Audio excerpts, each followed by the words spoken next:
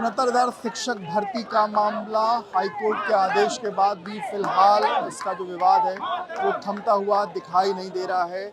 एक तरफ जहां ओबीसी और एससी वर्ग के अभ्यर्थी पिछले 3 दिनों से सीआरटी पर धरना प्रदर्शन दे रहे थे, वहीं आज दूसरी तरफ जो सवर्ण वर्ग के जो अभ्यर्थी हैं वो भी यहाँ पर अपना धरना प्रदर्शन देना शुरू कर चुके हैं। उनका कहना है कि जो ये लिस्ट है उस लिस्ट में किसी भी तरीके की कोई छेड़छाड़ न की जाए। इनके हाथों में जो तख्तियां हैं वो भी आप देख सकते हैं, हमें भी होता है दर्द, सामान्य भी है एक वर्ग। इसके अलावा एक तख्ती पर सीएम योगी आदित्यनाथ की फोटो के साथ साथ पीछे जो चीज़ें लिखी हैं उसमें लिखा है, आप ही हमारे नियोक्ता, आप ही हमारे संरक्षक, हम सब के पालनहार आदरणीय मुख्यमंत्री योगी आदित्यनाथ। और इसके अलावा पीड़ित कौन, 69,000 भर्ती में अनारक्षित सीटें 34,589 और इसके अलावा सामान्य जो नियुक्ति है वो 20,300 समथिंग। इसके अलावा अन्य पिछड़ा वर्ग जो है वो 13,007 हैं, अनुसूचित जो वर्ग है वो 1,753 है और जो जनजाति हैं उनका जो सीटें हैं वो 24 है। तो इस तरीके से अलग अलग जो डेटा है वो कहीं ना कहीं जो लोग हैं वो यहाँ पर अपना प्रदर्शन कर रहे हैं। ये बताइए, जो ये लड़ाई है पिछले 5 सालों से तो चली आ रही है, क्या डर है कि फिर यहाँ आके प्रदर्शन करना पड़ रहा है? सर, प्रिपरेशन या प्रदर्शन इस वजह से करना पड़ रहा है क्योंकि अचानक से अभी कुछ दिन पहले माननीय डिवीजन बेंच का एक आदेश आया है। जिस आदेश के खिलाफ आया है वो आदेश सिंगल बेंच का हम लोगों के पक्ष में था कि जो लिस्ट है वो पूरी तरह सही है, ये जो 6800 की नई नियुक्तियां हैं इसको रद्द किया जाए। लेकिन डिवीजन बेंच ने इस आदेश को पलट दिया और उन्होंने कहा इस लिस्ट को रिवाइज करिए, इस लिस्ट में गलती है। जबकि उस लिस्ट के सही होने का प्रमाण पत्र लगातार माननीय योगी आदित्यनाथ हमारे मुख्यमंत्री जी और उनके सभी अधिकारी 4 वर्षों से देते आ रहे हैं। विधानसभा on record, court on record, supreme court on record, हर जगह ये आंकड़ा आपको दिखाया गया है जहां पर इतने अभ्यर्थी इस वर्ग से सम्मिलित किए गए हैं। फिर किस आधार पर आरक्षण घोटाले की बात की गई है? मेन चीज आरक्षण घोटाले का जो तर्क दिया जा रहा है वो ये दिया जा रहा है कि जिन अभ्यर्थियों का चयन आरक्षित कोटे से एटीआरई में क्वालिफाई हुआ है, यानी कि 90 से 96 के बीच में, यानी वो 97 या 97 से प्लस नहीं पाए हैं, वो भी चाहते हैं चूंकि एटीआरई का गुणांक और मेरिट उनका हाई स्कूल इंटर बेस और उसका गुणांक जोड़ करके जनरल के गुणांक से ऊपर हो रहा है, इस आधार पर वो मांग कर रहे हैं कि उनको भी ओवरलैप कराया जाए। जबकि ऐसा नहीं किया जा सकता। इसके पक्ष में माननीय सुप्रीम कोर्ट के सैकड़ों ऑर्डर हैं कि यदि किसी चयन प्रक्रिया के किसी चरण में आपने आरक्षण का लाभ लिया है तो फिर एक बार आरक्षण का लाभ लिया है तो अंतिम तक आप उसी श्रेणी में रहेंगे। आपको लगता है जो डबल बेंच का ऑर्डर है ये सही नहीं है? सर, जहाँ तक मुझे लगता है सर सही नहीं है, क्योंकि सर मेरा एक क्वेश्चन है सरकार से कि जब आप सर मुख्य परीक्षा का नंबर आप फाइनल मेरिट लिस्ट में जोड़ रहे हैं तो किस बेस पे आप ये कह रहे हैं ये पात्रता परीक्षा है? सर, पात्रता परीक्षा वो होती है जिसका नंबर मुख्य परीक्षा का नंबर आपका फाइनल गुणांक में जुड़ता नहीं है। जैसे कि टेट है आपका, सुपर टेट है, इसमें 90 और 82 का एक रेशियो रखा जाता है कि 82 नंबर ओबीसी, 90 नंबर जनरल। लेकिन सर ये जो मुख्य परीक्षा हमारी है इसका 60% नंबर फाइनल मेरिट लिस्ट में ऐड हो रहा है। इससे बहुत सारे समान वर्ग के विद्यार्थियों का हित जा रहा है। किस बेस पे आप कह सकते हैं कि आपकी पात्रता परीक्षा है? एक सवाल हमारा सरकार से ये है और एक सवाल हमारा सरकार से और है, आप विधानसभा में ऑन रिकॉर्ड बोलते हैं कि आपके भर्ती में किसी प्रकार की त्रुटि नहीं हुई है, आपका रिकॉर्ड सामने रखा हुआ है, सुप्रीम कोर्ट में आपने हलफनामा दिया है, फिर आप क्यों राजनीतिक दबाव में आकर अपनी सूची को बचाने के लिए सुप्रीम कोर्ट क्यों नहीं जा रहे हैं? सरकार ने तो ये कहा ना किसी का भी अहित नहीं होगा, तो आपको लगता है सर इस मुद्दे को सर कोई डिफाइन करके बता दे मेरे को, क्या चाहती सरकार? उसने कुछ स्पष्ट बताया है? हम किस प्रकार सेफ रहेंगे? आप खुलकर तो बोलिए। अरे हम भी संतुष्ट रहे। बहुत से भाई हमारे ऐसे हैं जो नौकरी छोड़ के यहाँ पे आए हैं, बहुत से भाई हमारे ऐसे हैं जो ओवर एज हो चुके हैं, बहुत से भाई ऐसे हैं जो लोन ले चुके हैं। आज उनको मरने का समय आ गया है। क्या करेंगे वो? अपने घर की रोजी रोटी कहाँ चलाएंगे? एक ही व्यक्ति 3-4 लोग का परिवार चला रहा है, कैसे होगा ये सब काम? आपका एक फैसला कितने लोग की जिंदगी ले सकता है?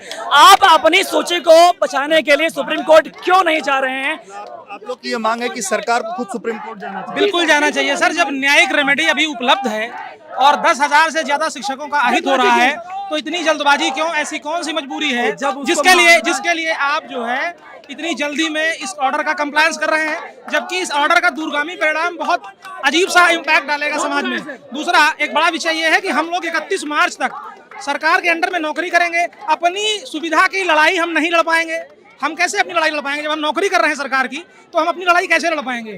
तो दूसरा पक्ष है वो 4 वर्षों से लगातार प्रदर्शन कर रहा है, धरना कर रहा है, तो उसने अपना एक नैरेटिव समाज में स्थापित कर दिया है। हमें अपना नैरेटिव स्थापित करने का मौका नहीं मिला, हमें कभी मीडिया से बात करने का अवसर नहीं मिला, हमें कभी सरकार से बात करने का अवसर नहीं मिला, हम कभी हाईकोर्ट में अपना पक्ष रखने नहीं गए। जब हम अभी गए ही नहीं कहीं, और बिना हमें बताए, बिना हमारी किसी गलती के हमारी आजीविका छीनने का निर्णय ले लिया गया। आप लोग तो सुप्रीम कोर्ट जा सकते हैं। नहीं, हम तो जा सकते हैं सुप्रीम कोर्ट, लेकिन हम कार्यरत शिक्षक है, हमारा पेन समझिए, हम नौकरी कर रहे हैं, हमारी लिमिटेशंस है, हमारे पास 14 केवल सीएल हैं।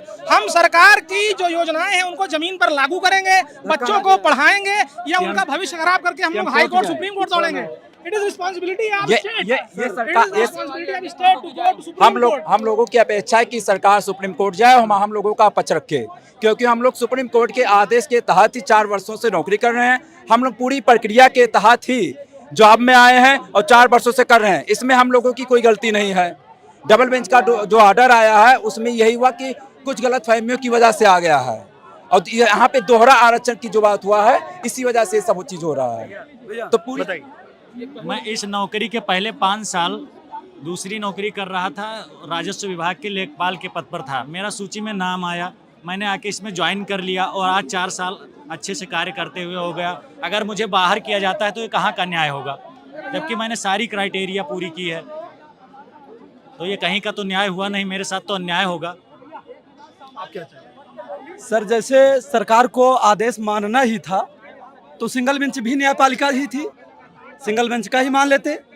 वहाँ पर आया था कि डबल आरक्षण नहीं दिया जाएगा, बार बार आरक्षण नहीं दिया जाएगा, लेकिन हम सब नौकरी में होने की वजह से समय की दूसरा पक्ष वहाँ फिर डबल बेंच गया। सरकार वहाँ प्रेजेंट नहीं हुई, हम भी नहीं प्रेजेंट हुए, इसलिए गलत गुमराह। तो मेरिट लिस्ट सुनिए sir, merit list district level पर है, वो आरक्षण स्टेट लेवल पर मांग रहे हैं। समस्या ये है, इसको डिस्ट्रिक्ट लेवल पर ये काउंसलिंग हुई है, ये मेरिट जारी की गई है।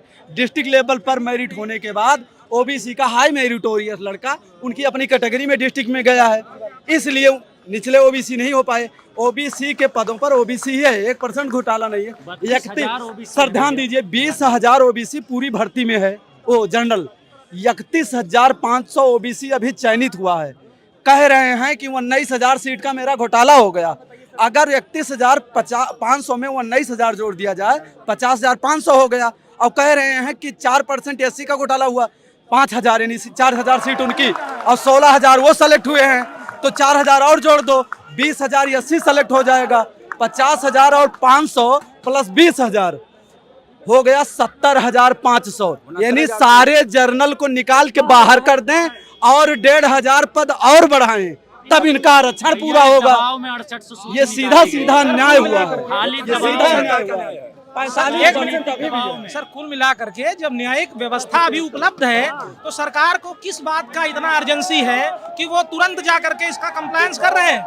हम लोग जब आप हमारे नियोक्ता हैं, आपने हमें बुला करके नौकरी दी है, संरक्षण हमारा कौन करेगा? हम 31 मार्च तक सर्विस करेंगे या हम जाकर के सुप्रीम कोर्ट में मुकदमा लड़ेंगे? 2-4 लोग चले भी गए तो 10,000 लोगों की जीविका का कौन ध्यान रखेगा? दूसरा सर, समायोजन जो लोग नौकरी कर रहे हैं उनका नहीं, अगर किसी समस्या की वजह से दूसरे आदमी आ रहे हैं तो उनका समायोजन करिए, हमारा समायोजन मत करिए। हमारा करेंगे, हमारी सर्विस ब्रेक हो जाएगी। बीएड का एक और बड़ा कंसर्न है, बीएड के लिए सुप्रीम कोर्ट ने मना कर रखा है कि आगे उनको कभी जोड़ नहीं सकते और बीएड फिर बाहर हो जाएगा। इसलिए बीएड का भी बहुत बड़ा हित ध्यान में रखना पड़ेगा सरकार को। नए बीएड की नियुक्ति भी नहीं कर सकते हैं, ये जो लड़के बाहर हैं इनमें से किसी भी बीएड की नए की नियुक्ति नहीं कर सकते सुप्रीम कोर्ट के हिसाब से। इसलिए लिस्ट सुरक्षित रखें। लिस्ट 69,000 शिक्षक भर्ती में मात्र 20,000 सवर्ण वर्ग के जो भी चयनित अभ्यर्थी हैं, और आरक्षित वर्ग उसमें भी आरोप लगाता है कि 19,000 की धांधली हुई है। हमारे शिक्षा मंत्री, पूर्व शिक्षा मंत्री सतीश जी थे, उन्होंने विधानसभा में बताया कि किसी प्रकार का कोई घोटाला नहीं हुआ है और सभी को सबकी सीटें समुचित रूप से बांटी गई हैं। और अब दूसरे बेसिक शिक्षा मंत्री जी आते हैं और उनकी बातों को झुठलाते हैं, कोर्ट उनकी बातों को झुठलाती है। सुप्रीम कोर्ट कहता है कि दोहरा आरक्षण नहीं मिलना चाहिए, और उसी आदेश का खंडन करते हुए दोहरी बेंच यहाँ पर इलाहाबाद की लखनऊ बेंच कहती है कि नहीं, हम इन्हें हर स्टेज पर आरक्षण देंगे। तो इस सुप्रीम कोर्ट ने कहा, लोग क्या सुप्रीम कोर्ट जाएंगे? हम लोग सुप्रीम कोर्ट बिल्कुल जाएंगे और सरकार को साथ के लेकर जाएंगे, इसीलिए हम यहाँ खड़े हैं। सुप्रीम कोर्ट तक हम लोग जाएंगे। हम सुप्रीम कोर्ट जाएंगे, सुप्रीम कोर्ट ही हमें न्याय दिला सकता है। और अगर इसी तरह से आरक्षित वर्ग को ही लाभ देना था तो हमें बता दिया जाए कि आप फॉर्म मत भरिए, केवल ये आरक्षित वर्गों की ही वैकेंसी है और कोई आवेदन नहीं करेगा, और हम लोग बीटीसी, बीएड या किसी प्रकार तैयारी करना बंद कर दे। फिर केवल आज सामान्य वर्ग का होना ही, आज सामान्य वर्ग का होना ही ऐसा हम लोगों को फील हो रहा है कि बहुत बड़ी गलती समाज में हम लोग ने कर दिया है। सामान्य वर्ग का होना ही पाप हो गया है। सर, हम लोग के सुप्रीम कोर्ट जाने से पहले सरकार को जाना चाहिए था, क्योंकि सरकार इसका पक्ष ले चुकी है। गोरखपुर में रैली बोल चुके हैं, जो हमारे मुख्यमंत्री योगी आदित्यनाथ जी विधानसभा में बोल चुके हैं रिकॉर्ड। हमारे जाने से पहले उनको सुप्रीम कोर्ट में जाना चाहिए था अपनी सूची के बचाव के लिए। जब आपकी सूची सही है तो फिर आप इसका बचाव क्यों नहीं कर रहे हैं? मतलब साफ साफ है, क्योंकि आप राजनीतिक दबाव में आ चुके हैं। आपको भी लगता है राजनीतिक दबाव में? बिल्कुल राजनीतिक दबाव में किया गया है, क्योंकि जो कोई भी जब किसी भी पॉलिसी पे बात होती है और जब हम एक उच्चतम योग्यता की बात करते हैं तो उसको ये क्यों मान लिया जाता है कि एक विशेष समाज के विरोध में हो गई है, जबकि आज आरक्षण के दायरे में सारा समाज आ चुका है। ईडब्ल्यूएस आरक्षण मिल रहा है, वो हाई कास्ट को मिलता है। अगर मैं तो ये भी कहता हूँ कि हाई कास्ट के किसी कैंडिडेट को किसी भी प्रकार की छूट मिल जाती है तो उसके साथ ही वही व्यवहार सुलूक होना चाहिए जो इन लोगों के साथ हो रहा है। दूसरी चीज, आज यहाँ आने का कारण ये है, हम लोग सुप्रीम कोर्ट सीधा जा भी सकते हैं, ऐसा हमारा अधिकार है, लेकिन चूंकि नियोक्ता ने हमको नियुक्ति दी है, एक प्रोमिसेबल ज्वाइनिंग दी थी, अभी बीच में से हो रहा है, तो पहला अधिकार नियोक्ता का है। और यहाँ आने का पहला कारण एक ये भी था कि उस दिन हम जब डीजी मैम से मिले थे तो उन्होंने बोला था कि इस ऑर्डर के बचाव में हम लोग कैबिनेट डालेंगे। तो मेरा मानना यह है कि जब कैबिनेट डाल देंगे तो फिर हमारा पक्ष रह कहाँ जाएगा? सरकार एक थर्ड पार्टी के थ्रू, मतलब एक उसके तरह की हमारी बात रख ही नहीं पाएगी। तो सर, कहने का मेरा मतलब यह है कि इस लड़ाई को योग्यता और अयोग्यता की लड़ाई माना जाए, किसी जात अगड़ा बछड़ा की लड़ाई न मानी जाए। अगर ये ऑर्डर हो जाता हम लोगों की तरफ से, इसमें केवल योग्यता की जीत होती। ईडब्ल्यूएस में कोई एज की छूट लेता, ईडब्ल्यूएस में कोई अंक की छूट लेता, वो भी वहीं रहता अपने ईडब्ल्यूएस में। केवल योग्यता की जीत थी और यहाँ पे पता नहीं क्या नैरेटिव बना रखा है कि योग्यता की जीत को किसी सर ये बताइए, जो हमारी सूची है, अगर उसमें घोटाले की बात करते हैं, कहते हैं 19,000 का आरक्षण घोटाला हो गया। ठीक, आप ये देख लीजिए, सामान्य की नियुक्ति केवल 20,310 हुई है। ये आंकड़ा कोर्ट सारे हम लोग चार बार जीते हैं, 2 बार सुप्रीम कोर्ट, 2 बार डबल बेंच, सब जगह लड़के 4 साल से नौकरी कर रहे हैं साहब, 4 साल से बच्चों को निपुण कर रहे हैं। विद्यालय की स्थितियां आप देख सकते हैं, 69,000 शिक्षकों के पहुंचने के बाद में स्थितियां क्या हुई। और केवल सरकार की लचर व्यवस्था के कारण आज हम विद्यालय को छोड़ के निपुण करने के बजाय यहाँ बैठे हुए हैं। और ये नहीं साहब, अगर हमें समायोजित, हम 4 साल से नौकरी कर रहे हैं, 117 नंबर पाए हैं, ठीक है, तो 3 पात्रताएं परीक्षा पास करके, और कहीं आरक्षण नहीं था, ये बाकी सब डबल आरक्षण के साथ हर जगह पहुंचे, ठीक है। उसके बाद में हमको कहा जा रहा है कि हम आपको बाहर कर देंगे, ठीक है, आपको समायोजित करेंगे। भाई हमें क्यों समायोजित करेंगे? हमें समायोजन नहीं चाहिए, हमें हमारा हक चाहिए। हम योग्यता के आधार पे हो गए हैं साहब। जानते हैं समाज में इतने तरीके ताने कहते हैं, सब वो तकलीफें होती है सर, तकलीफ वो है हमें नहीं। लोग जो पान की ढाबली जिनका कोई कैडर भी नहीं है, वो हमसे कहते हैं कि ये लोग अवैध रूप से हल गए, मतलब भर्ती में आ गए सर, 20-20 लाख लोन लिए, रात दिन ये सोचे कि जाके विद्यालय निपुण करें, कि दौड़ सुप्रीम कोर्ट जाएं। कोई एक नेता, कोई एक आला कमान अधिकारी, कोई कुछ कह ही नहीं रहा है कि आप 4 साल से नौकरी करें। आज आप लोग यहाँ आ गए हैं, अपना संघर्ष शुरू कर दिया। क्या, चूंकि आप विद्यालय छोड़ करके आए, यहाँ संघर्ष कब तक जारी रखने का आपका मन? आप क्या चाहते हैं? जब तक माननीय मुख्यमंत्री जी मुलाकात नहीं करते, कोई लिखित आश्वासन नहीं देते। अगर ऐसा हुआ और अगर जियो जारी होता है सर, हमारे साथ अन्याय होगा, तो या तो सम्मान रहेगा या जान रहेगी, 2 में से। मैं यही प्रण लेता हूँ, मैं यही हाथ धा कर लूंगा सर, क्योंकि हमारे पास और कोई चारा नहीं सर। दूसरी नौकरी छोड़ के आया, ओवर एज हो चुका हूँ, कहाँ जाऊंगा सर? बल्कि हम ऐसा नहीं, हम परीक्षा पास करके आए, कहीं बैक डोर से एंट्री नहीं है कि पैसा दे कर ये करके आए सर। हम लोग को दर्द है, कोई सुनने तैयार नहीं है। यहाँ खुशी से नहीं बैठे सर। मैं शुगर बीपी पेशेंट हूँ, सुबह से खाया नहीं हूँ सर, पसीना हो रहा, चक्कर आ रहा, लेकिन यहाँ से नहीं जाना सर, चाहे जान चली जाएगी। जब तक हम लोगों को, हम ही नहीं, हमारे ओबीसी, एससी, एसटी सभी तो इस सूची में है। हम किसी की बात नहीं कर रहे हैं, पूरी सूची की बात कर रहे हैं कि हमारी सूची सुरक्षित करिए। आप 6800 को करिए, आप 1 लाख को करिए, हमें कोई परहेज नहीं है, सबको करिए। आपने जो रिजल्ट निकाला उस समय, उस हिसाब से ये सारी चीजें आप प्रक्रियावन किए हैं।